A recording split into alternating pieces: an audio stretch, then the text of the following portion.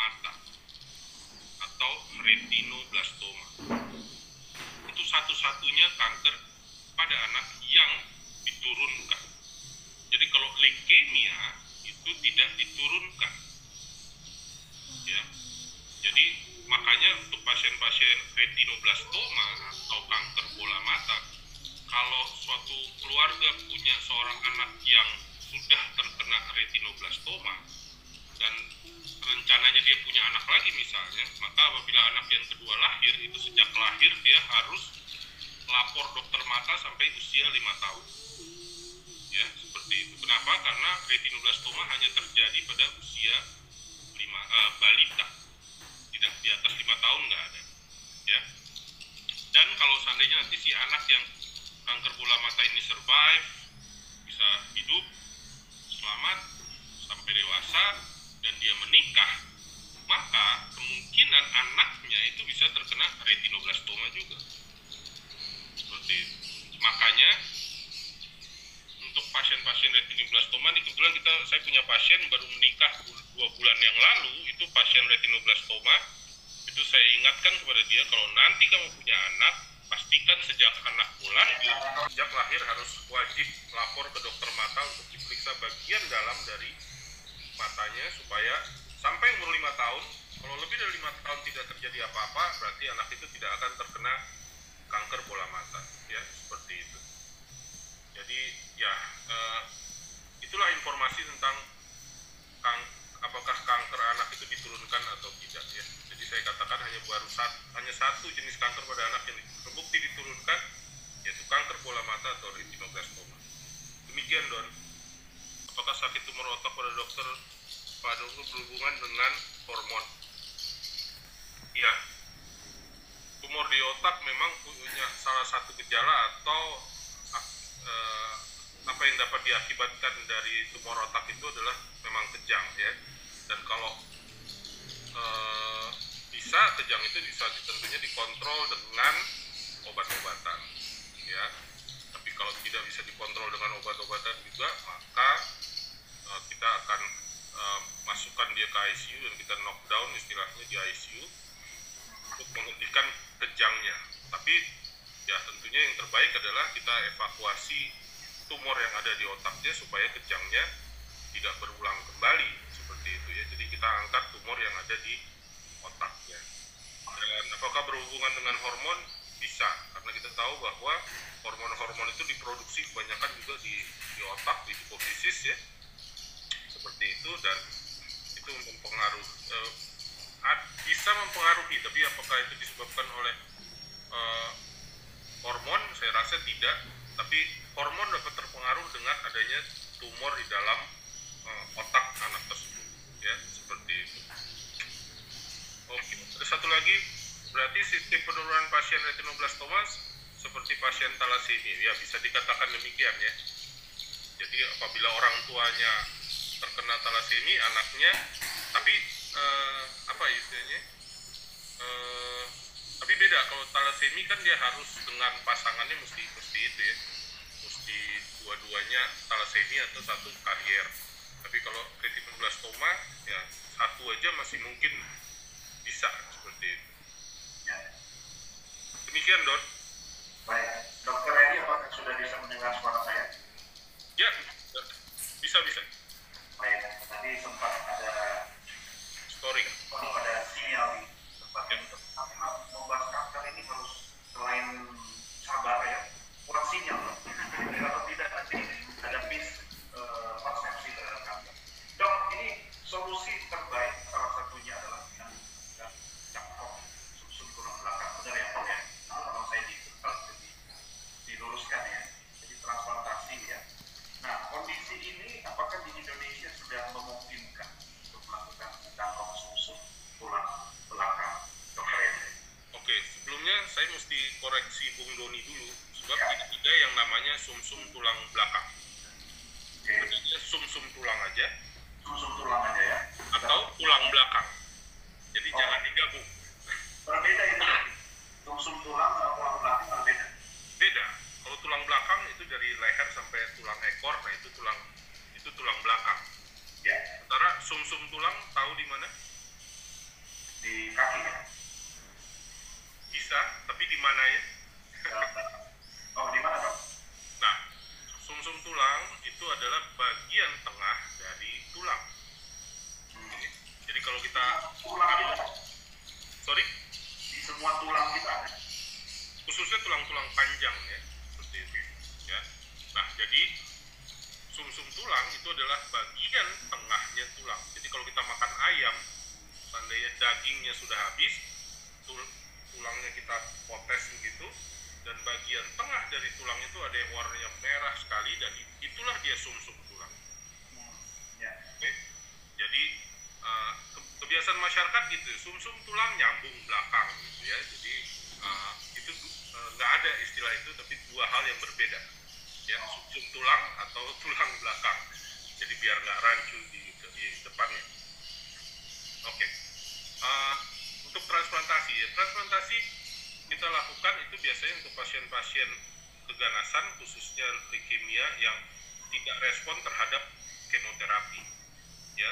Kalau dengan kemoterapi, karena 70% sebetulnya leukemia itu bisa disembuhkan dengan kemoterapi ya, seperti itu. Tapi ada sebagian kecil tidak dapat diatasi dengan kemoterapi, maka satu-satunya jalan tidak lain kita harus lakukan transplantasi. Transplantasi berarti kita memasukkan sumsum tulang dari orang lain. Orang lain itu bisa masih satu keluarga atau tidak sekeluarga ke dalam tubuh seorang anak yang membutuhkannya. Ya, seperti itu. Selain keganasan, juga untuk kelainan-kelainan darah seperti thalassemia. Jadi thalassemia itu adalah suatu penyakit keturunan yang terjadi akibat kurangnya rantai salah satu rantai dari hemoglobin, karena hemoglobin itu butuh 4 rantai, karena dia kurang satu akibatnya rapuh. Kalau rapuh maka sel darah merahnya gampang pecah. Nah, kalau pecah makanya dia akan gejala thalassemia adalah anaknya pucat. Makanya setiap bulan mereka harus menerima transfusi darah seperti itu ya. Nah, kalau untuk mengatasi supaya mereka tidak harus transfusi darah setiap bulan seumur hidup, mereka dapat dibantu dengan dilakukan transplantasi juga seperti itu. Transplantasi tidak semata-mata hanya bisa menggunakan sumsum tulang ya. Jadi transplantasi itu bisa selain menggunakan sumsum tulang, bisa menggunakan darah tali pusat seperti itu, atau ya darah yang kita ambil di tangan ini ya. Isinya stem cell. Jadi stem cell itu bisa diambil dari sumsum tulang, dari pembuluh darah biasa, atau darah tali pusat seperti itu. Baik, dokter Edi, ini dokter bisa memberikan informasi lebih jelas terkait dengan upaya untuk melakukan transplantasi sumsum tulang Indonesia. Di Suci Hospital kan menyiapkan pusat transplantasi sumsum tulang. Ya. Dan ini didukung oleh bank jasa sumsum tulang yang ada di Suci di Taiwan. Nah, ini kan salah satu upaya untuk menyelamatkan kehidupan ya, dokter Edi ya. Bagaimana dengan upaya ini dokter Edi dan kondisinya saat ini? Ya, jadi bersyukur di Suci Hospital Indonesia saat ini sudah ada unit transplantasi sumsum tulang, dan memang untuk bisa agar seorang anak dilakukan transplantasi, dia harus mendapatkan sumsum yang cocok dengan tubuhnya dia. Jadi ibaratnya transfusi darah. Misalnya Bung Doni golongan darahnya A, maka kalau seandainya terjadi sesuatu harus ditransfusi, maka kita akan mencarikan donor darah A juga untuk ditransfusikan kepada Bung Doni ya, tentunya seperti itu. Demikian juga dengan transplantasi, harus mendapatkan istilahnya donor sumsum tulang atau apapun itu yang cocok dengan anak yang akan ditransplantasi. Makanya di Suci Hospital Indonesia itu sekarang juga lagi dicoba untuk membuat apa yang disebut dengan bone marrow bank. Jadi bank sumsum tulang. Jadi bank sumsum tulang ini bukan seperti bank darah itu ya, karena kita harus periksakan, nama pemeriksaannya ini namanya HLA, Human Leukocyte Antigen, dari orang yang bersedia untuk menjadi donor. Dan ingat, pada saat dilakukan transplantasi yang diambil sumsum tulangnya itu yang donor loh ya, bukan yang pasiennya malahan, tapi kitanya yang normal. Misalnya saya istilahnya mendaftarkan diri untuk menjadi donor di bank sumsum tulang. Jadi kalau asalnya ada seorang anak yang membutuhkan, itu saya yang diambil sumsum tulangnya.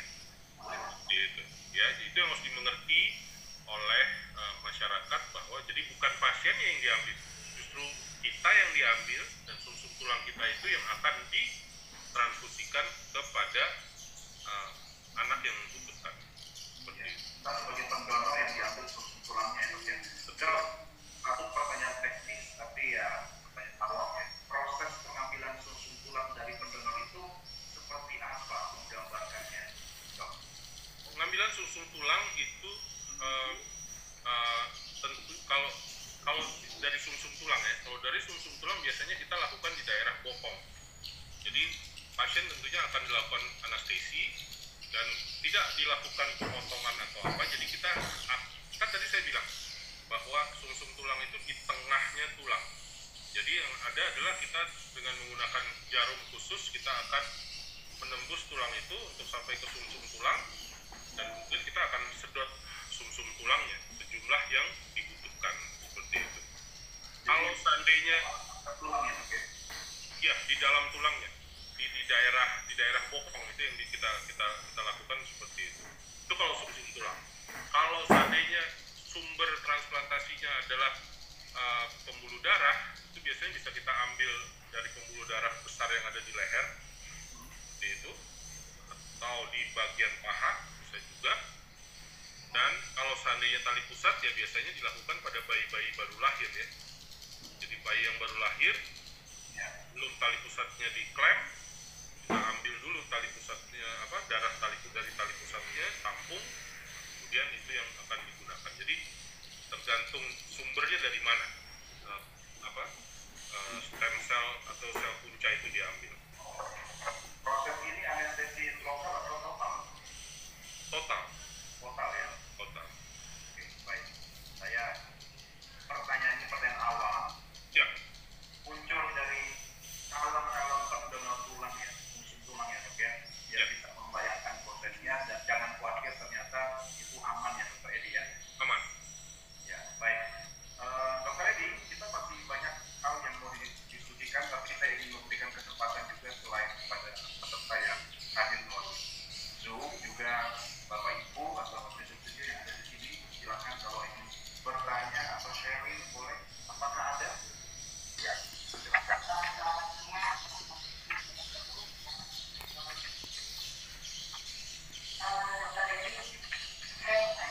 Dengan Siti Hayati, silakan.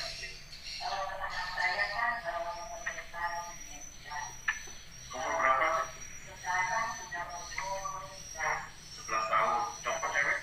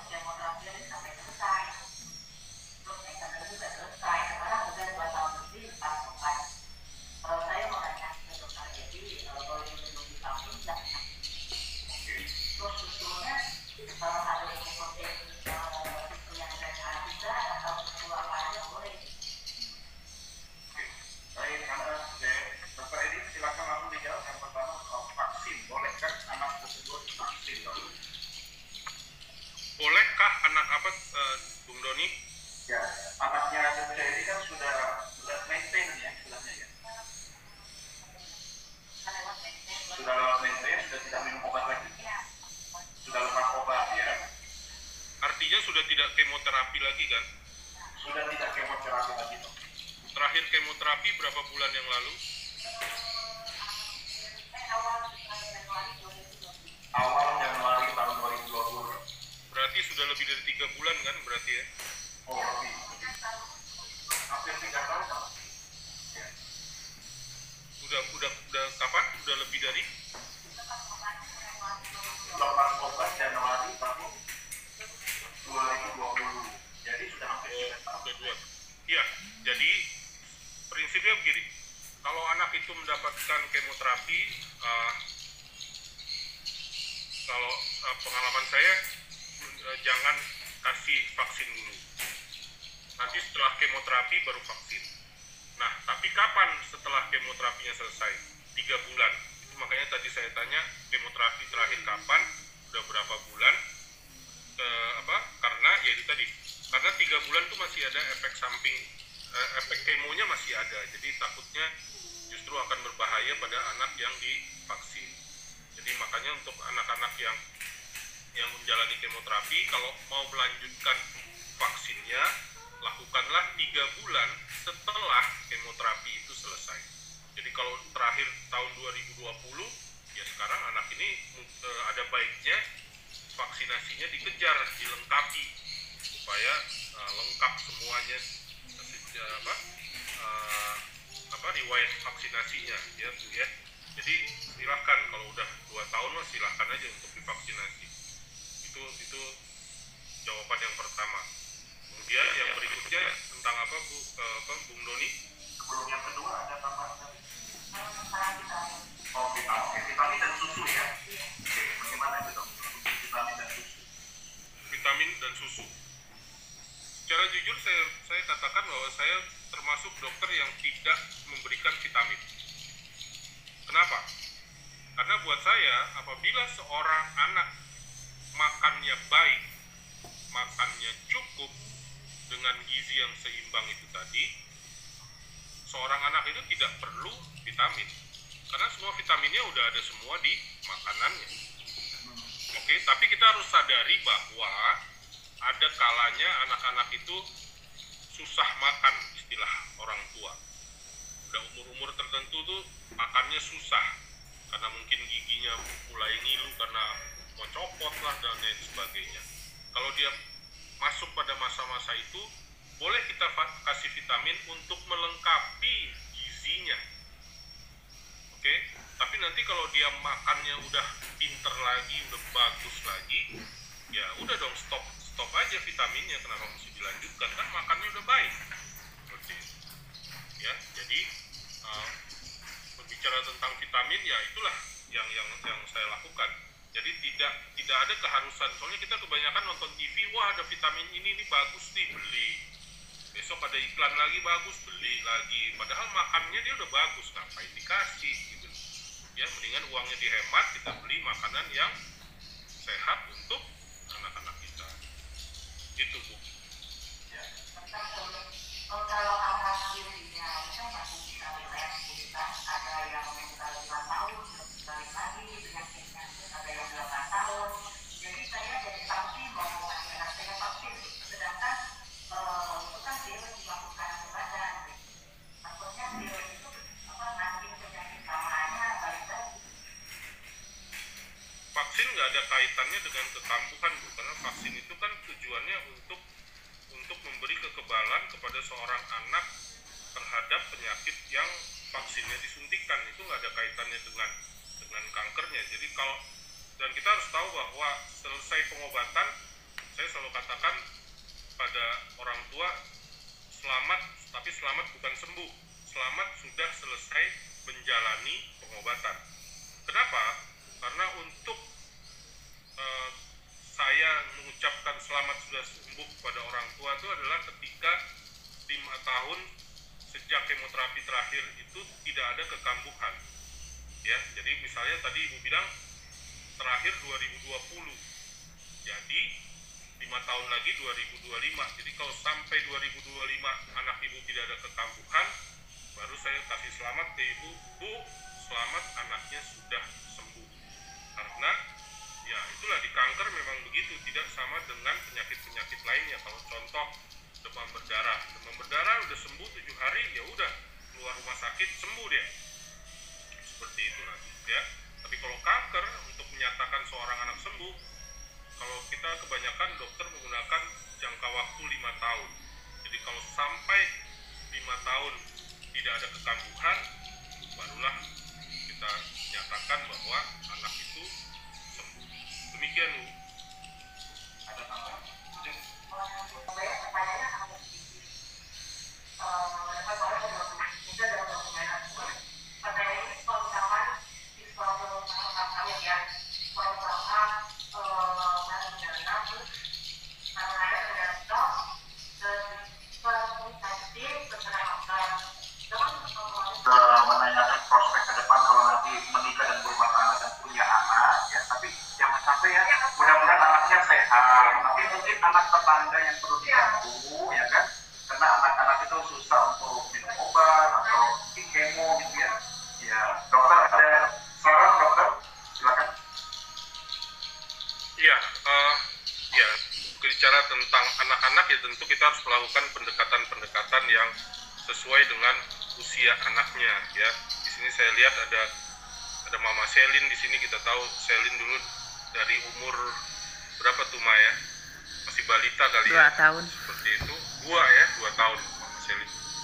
Dari 2 tahun ya seperti itu, dan ya kita memang harus melakukan pendekatan yang khusus sesuai dengan usia anak,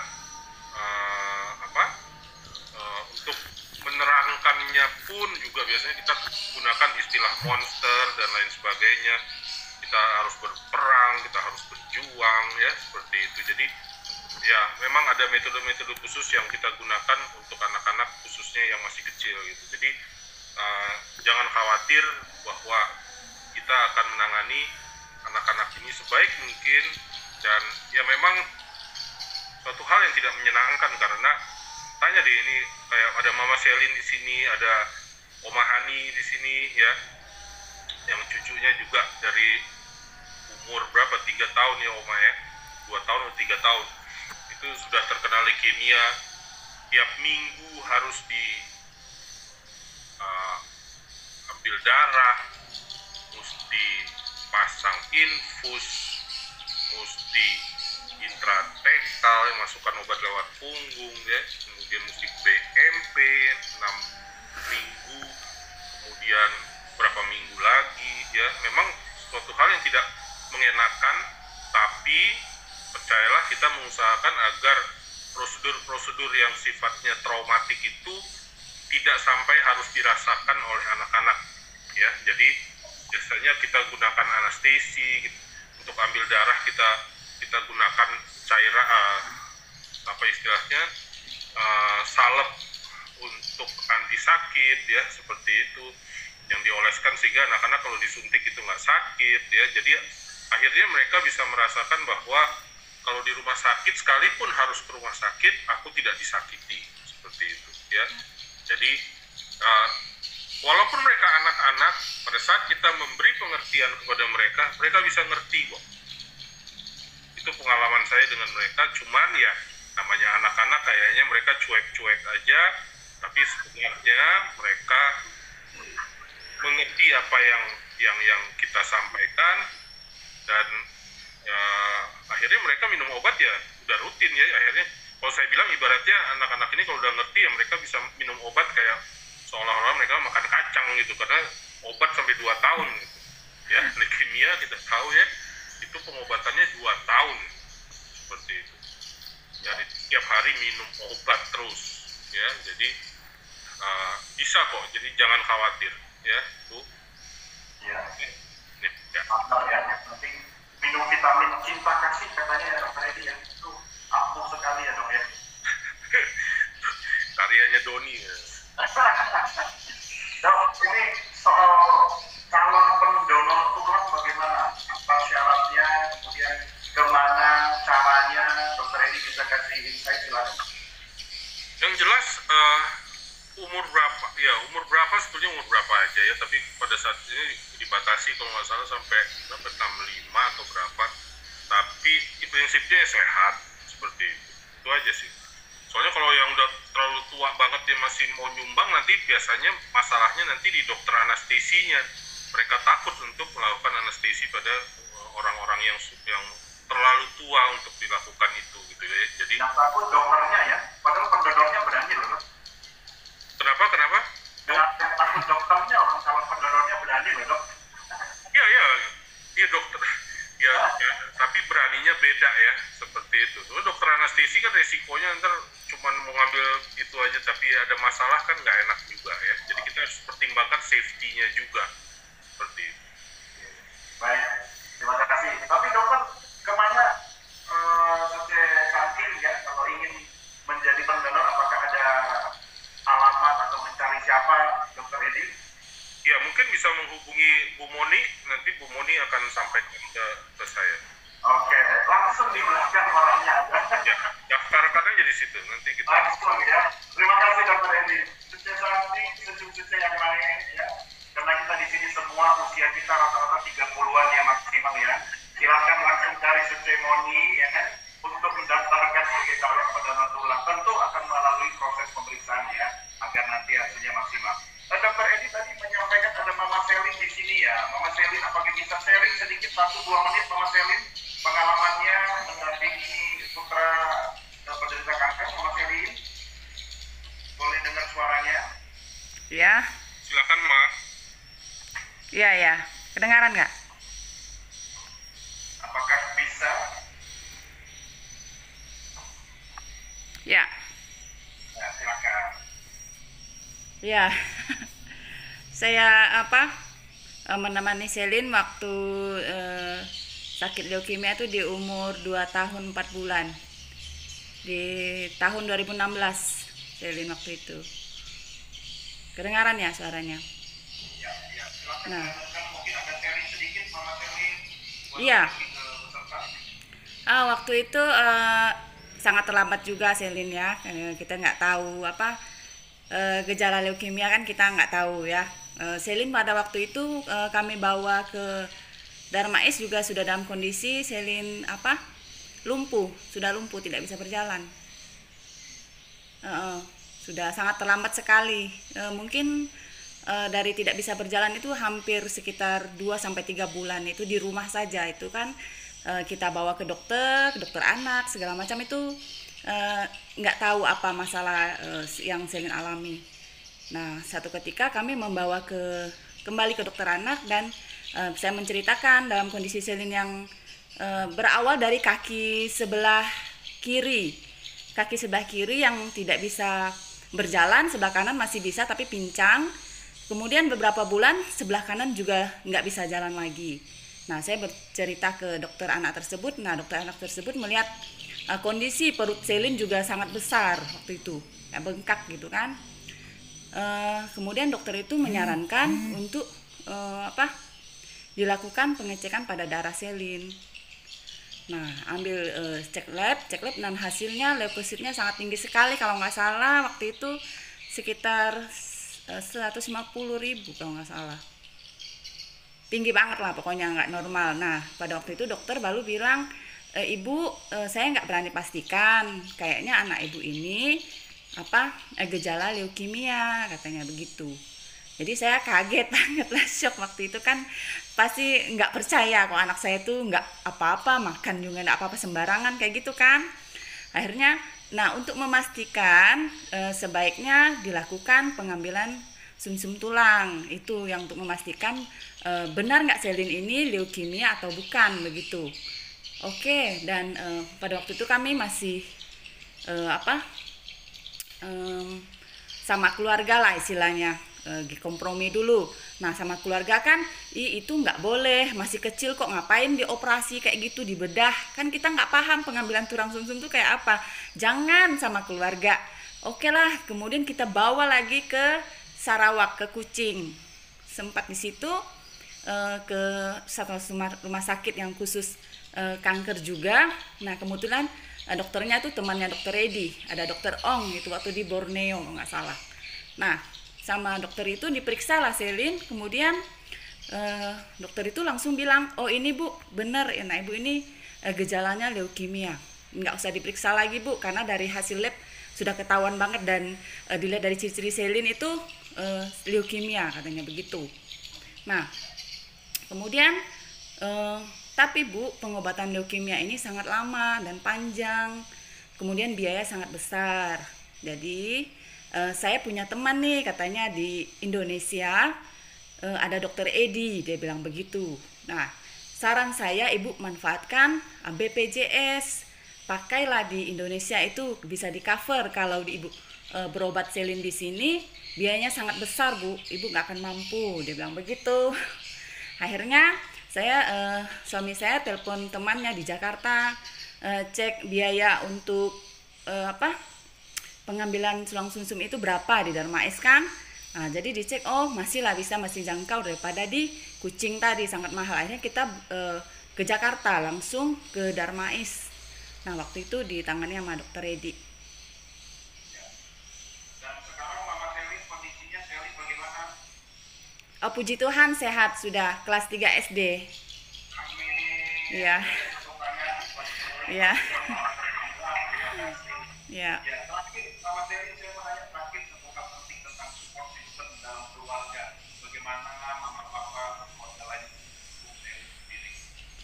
Oh ya, sangat kalau keluarga dari saya dan suami sangat support sekali, semua mendukung ya. Kami juga bersyukur ya, mereka mendukung kami sepenuhnya baik dalam doa maupun bahkan membantu kami dalam dana juga. Ketika kami di Jakarta kan sangat besar ya, kami tinggal di kos kan, harus bayar kos, dan untuk kebutuhan sehari-hari itu sangat berat sekali. Dan kemudian dukung dengan doa juga dari teman-teman. Ya. Mama Selin tinggalnya di mana? Saya di Kalimantan Barat, Pontianak. Di Pontianak, Kalbar ya. Iya. Baik, Mama Selin, terima kasih sudah sharing ini. Salam buat Selin ya. Sama-sama. Selalu. Amin. Terima kasih Mama Selin. Amin. Ya, sama-sama dokter. Jadi kalau kita dengar ceritanya Mama Selin, kadang-kadang orang tuanya mau, tapi kadang di awal-awal ya orang Ya. tua keluarga besar kan, ya ini kan masih kecil, Ya. langsung bayanginnya kalau kita ngomong soal sumsum tulang lah, kan ini anak kecil, nanti gimana, itu justru yang menghambat akhirnya kami dokter untuk menangani anak-anak ini sedini mungkin gitu loh. Jadi semoga dengan apa yang kita sampaikan di sini, kalau memang ada, nggak harus anak kita tapi anak dari orang-orang yang ada di sekitar kita, kita temui gejala yang kayaknya kena kanker, justru suruh mereka cepet, jangan masih kecil, jangan dulu ya gimana mau kita tangani gitu loh ya. Jadi itu di Indonesia salah satu penyebabnya adalah itu tadi, kurang dukungan dari keluarga, karena memang tidak semua keluarga mengerti ya. Belum. Baik. Terima kasih sekali lagi buat Mama Selin ya. Salam buat Selin dan juga keluarga. Baik, terus saya Bapak Ibu, ini waktu sudah ujung pertemuan kita. Apakah masih ada pertanyaan yang ada di sini? Cukup ya. Nah, kalau masih ingin bertanya lebih lanjut tentang kanker, khususnya kanker anak, dan juga buat Bapak Ibu yang mengikuti langsung, silakan bisa pertanyaan-pertanyaan tersebut mudah-mudahan bisa terjawab dengan membaca buku Aku, Dia, dan Mereka. Ini ditulis langsung oleh Dr. Edi, dan ini adalah buku keempat Dr. Edi terkait dengan kehidupan beliau, banyak tentang pendidikan kanker. Dan buku ini bisa diperoleh dan nanti akan ditulis di kolom chat bagi Bapak Ibu yang ada di Zoom. Silakan bisa menghubungi nomor kontaknya di kolom chat, nanti akan dikirimkan.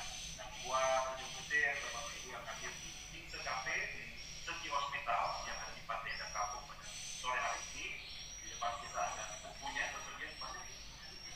Seberapa besar eksemplar itu ya? Oh ya, belum banyak itu kita juga eksemplar ya. Sudah juga eksemplar. Mudah-mudahan tidak. Dan bagaimana dengan anak-anak penderita kanker? Apakah semua keinginannya harus dituruti? Silakan Pak. Ya, jadi kenapa saya angkat tulisan itu, karena masih banyak orang tua yang kebetulan anaknya mungkin mengalami perburukan ya. Perburukannya ya kenapa ya? Karena datangnya udah pada kondisi atau stadium yang lanjut seperti itu. Dan mereka selalu pikir sebagian besar masyarakat menganggap bahwa kalau kondisi jelek harus masuk ICU. Ya, itu nggak benar.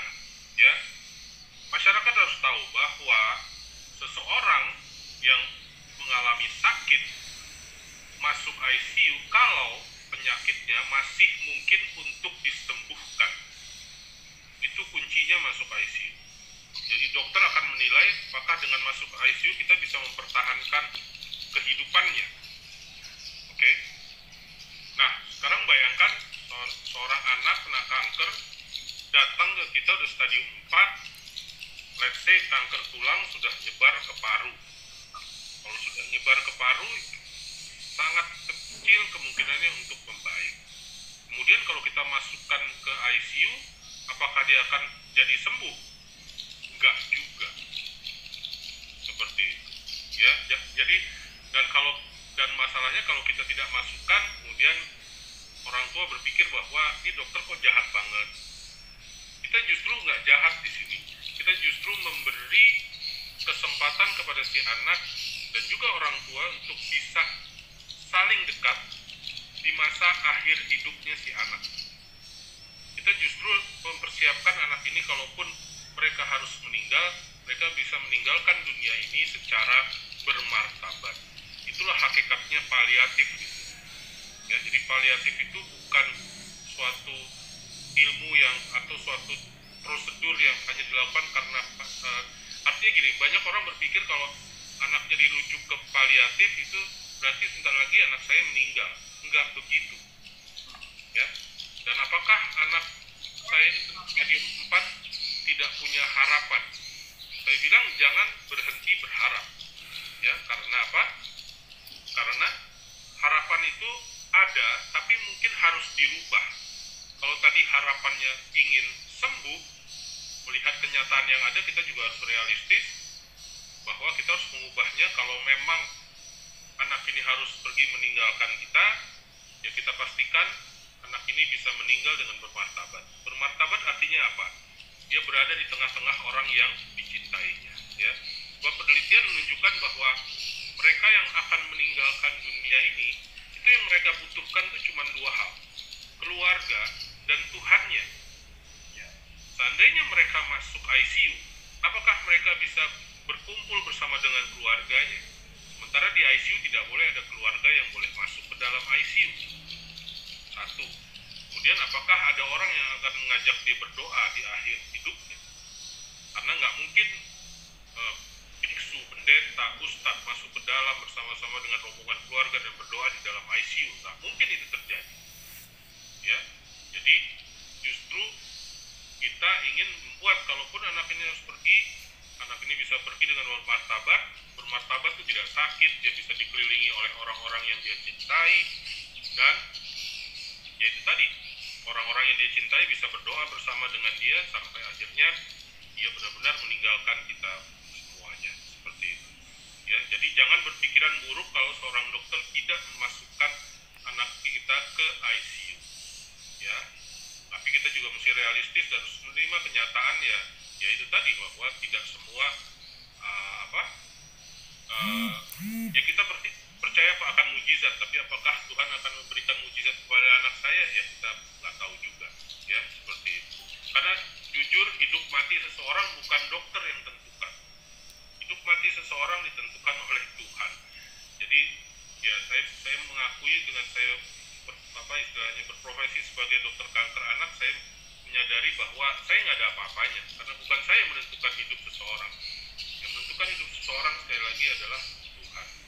Saya hanya melakukan yang terbaik, yang apa yang bisa saya lakukan untuk seorang anak yang